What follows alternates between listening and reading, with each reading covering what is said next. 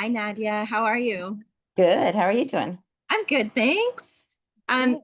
I heard you had a little incident and you've hurt your knee. What happened?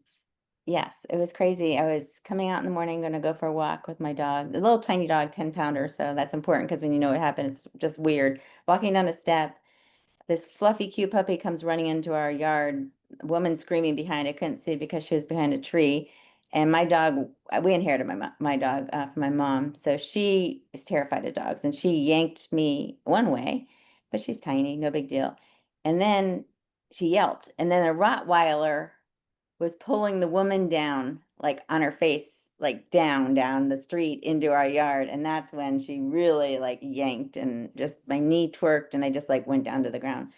Um, Oh, so I couldn't move for a while. I knew it wasn't a broken bone, didn't go in to get scans or anything like that, and just did all my stuff. But I've been using this, it's actually a face mask. It's two things, one for the thyroid, the neck, and then one for the face. And I just wrapped it around my knee and had it elevated and I was running frequencies to it. So I would go out and we, as you know, in AOScan, we had this comprehensive and I was like everything knee, everything nerves, because it felt nerve ligament related. And it's just amazing how it's just popped up.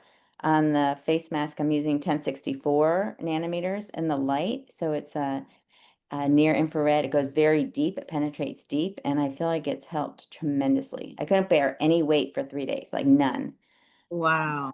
And now, like just coming up, I had to come up 3 flights of steps, and I was able, cautiously, but I was able to actually bend my knee and walk up carrying a computer, which is like, I couldn't even carry a glass of water, like for a Wow. week. Yeah, so it's Wow. Big improvement.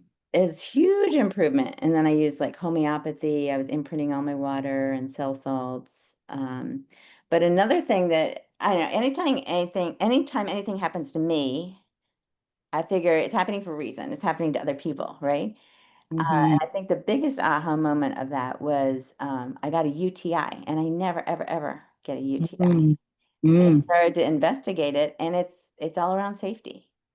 It's, like literally the feet were just like wiped out from underneath me. And that just like goes back to trauma triggers and everything, anytime that has happened in my life. So I started listening to our customized binaural beats, change the mind, listen to all the emotions and did a homeopathy for it. And it literally went away within hours.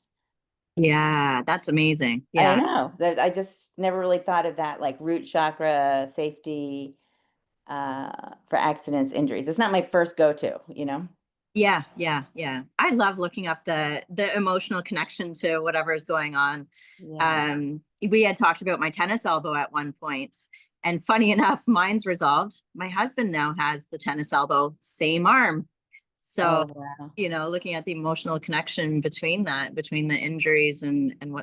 what's going on emotionally, it's that's pretty cool. So, how's your knee now?